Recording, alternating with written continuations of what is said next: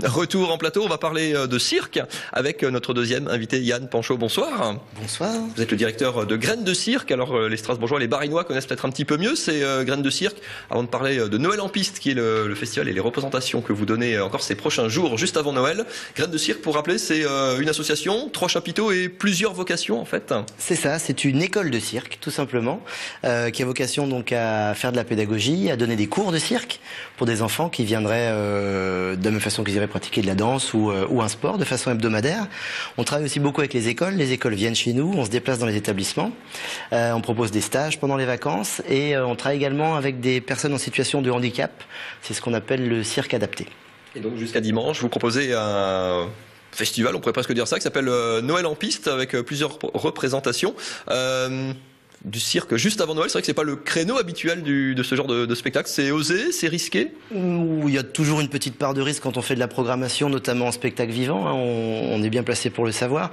Après, Noël en piste, là, c'est une nouvelle formule d'un événement qui a déjà existé il y a quelques années.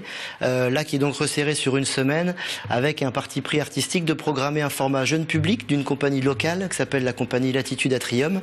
Un spectacle qui s'appelle Cirque Alors, que vous avez pu, dont vous avez pu profiter ce matin. On a vu en image. Quelques images. On va revoir d'ailleurs. Et une compagnie fraîchement débarquée de Toulouse. Ce sont des acrobates, un quatuor, le cirque Leroux. Ce sont des gens qui se sont rencontrés lors de leur formation respective à Montréal et à Bruxelles, à l'École nationale de cirque de Montréal et de Bruxelles.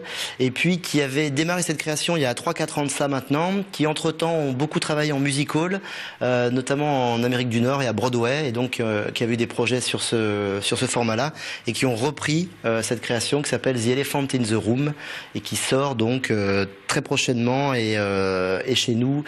Donc ça joue toute la semaine, samedi, et ça joue dimanche, jusqu'à dimanche. Hein. Voilà, jusqu'à dimanche.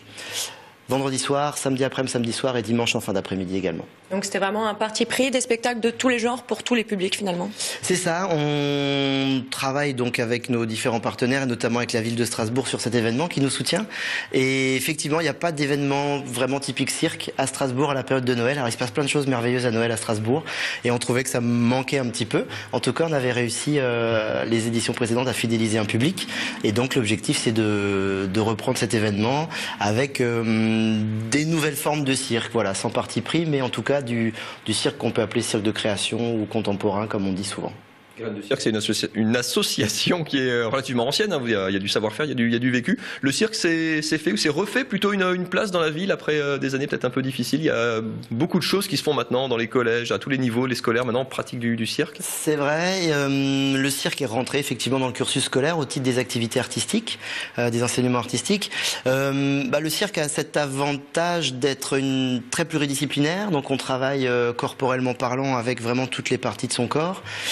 Nous, on travaille aussi dans une pédagogie qui est axée sur la créativité. On s'approprie les arts du cirque pour en faire quelque chose qui nous soit propre, pour s'exprimer. Et puis, il y a un côté également relationnel qui est assez important parce que quand on fait des acrobaties, quand on se porte les uns les autres, il y a des notions de confiance, il y a des notions de respect qui sortent un peu de tout ça. Donc c'est vrai que pédagogiquement parlant, pour les petits comme pour les plus grands, puisqu'on travaille aussi avec des adultes, c'est quelque chose qui est assez intéressant. Alicia, qu'est-ce qui vous aurait tenté au cirque? Cracheuse de feu, vous aurez bien vu, non? Ah non, surtout pas. le feu et moi, ça fait 10 au moins. Par contre, le trapèze, je crois que ouais, c'est un truc qui m'aurait bien plu. J'étais un peu casse-cou petite, j'aurais bien aimé. À quel âge, pour commencer? À partir de quel âge on prend les jeunes comme ça pour finir? On commence à partir de 3 ans, des duos parents et enfants, 3 ans, où donc le petit ou la petite et le parent font ensemble. Donc l'activité est basée sur la relation parent-enfant justement. Et après, nous on les prend en cours tout seuls, des cours d'1 heure à partir de 4 ans. Mais on fait aussi des cours pour les adultes et pour les adultes. Alissa, rien n'est perdu. Merci beaucoup Yann en tout cas. L'adresse internet de Graines de Cirque s'affiche au bas de l'écran. Représentation encore, horaire, tout ce qu'il faut, les infos pratiques. Vendredi, samedi et donc jusqu'à dimanche soir. Merci beaucoup à tous les deux d'être venus sur ce plateau.